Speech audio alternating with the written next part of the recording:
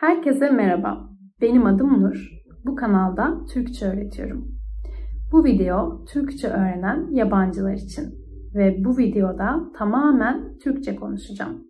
Bu videoyu anlamak sizin için biraz zor olabilir. Türkçe ve İngilizce altyazı ekledim. Altyazıları açabilirsiniz. Ve bu videoyu izlerken anlamadığınız kelimeler olabilir.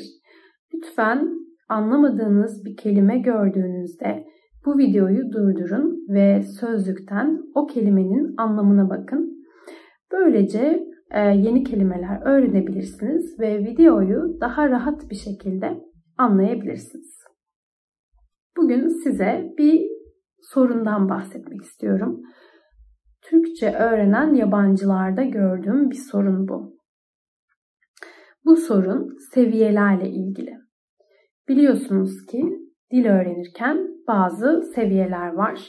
Başlangıç seviyesi var, A1 ve A2.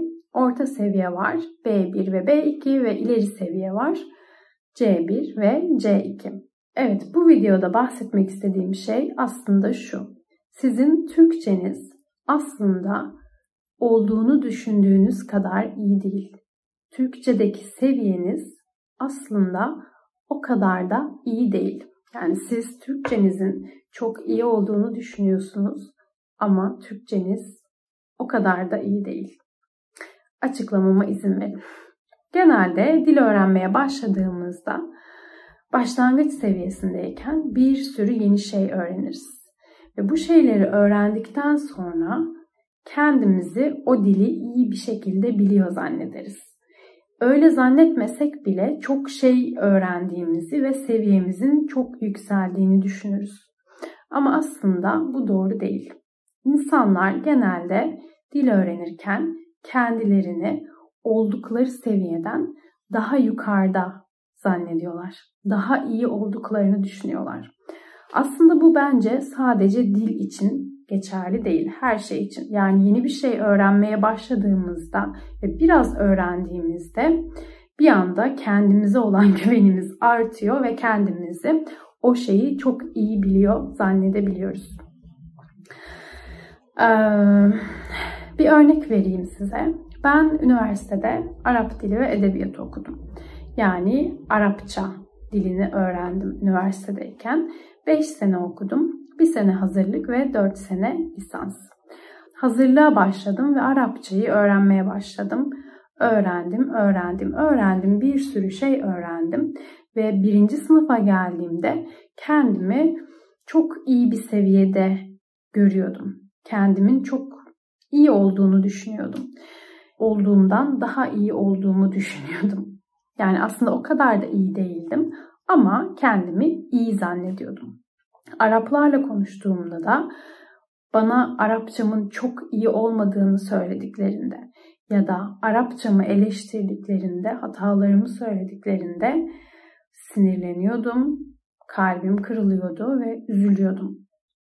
Daha sonra 4. sınıfa geldiğimde ya da mezun olduğumda, daha çok şey öğrendiğimde aslında Arapçamın çok da iyi olmadığını fark ettim. Yani daha çok öğrendikçe ne kadar az bildiğimi anladım. Aslında o kadar da çok şey bilmiyordum. Aslında Arapçam o kadar da iyi değildi ama ben bunun farkında değildim. Yani aslında bana Arapçamın iyi olmadığını söyleyen kişiler haklıydı. Ve bu yaşadığım sorunu Türkçe öğrenenlerde de görüyorum. Türkçe öğrenenler de bu hatayı yapıyorlar. Yani kendilerini oldukları seviyeden daha yukarıda görüyorlar. Mesela Türkçe öğrenen biriyle konuştuğumda bana B2 seviyesinde olduğunu söylüyor. Onunla konuştuğumda onun aslında B2 seviyesinde olmadığını, onun aslında A2 seviyesinde olduğunu anlayabiliyorum. Ama o kişi mesela kendini B2 seviyesinde zannediyor. B2 seviyesinde olduğunu düşünüyor.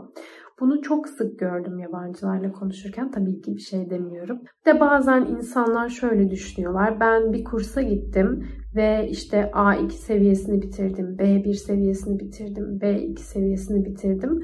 Ama aslında o seviyeyi bitirmiş olman, o kursu almış olman senin o seviyede olduğun anlamına gelmeyebilir. Yani sana öğretilen her şeyi tam olarak öğrenememiş olabilirsin. Yani B2 kursunu bitirdin diye seviyen B2 olmayabilir. Bu da normal bir şey.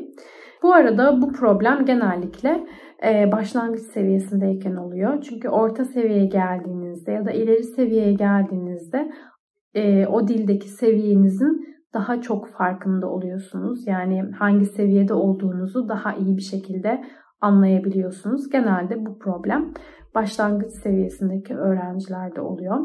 Evet, sizinle konuşmak istediğim konu buydu. Aslında Türkçeniz o kadar da iyi değil. Ama umarım Türkçeniz çok iyi olur ve daha çok şey öğrenirsiniz. Ve umarım bana küsmemişsinizdir. Kalbinizi kırmak istemiyorum. Tabii ki bu söylediğim şey herkes için geçerli değil. Ama bazı kişiler için geçerli. İzlediğiniz için teşekkür ederim. Görüşmek üzere.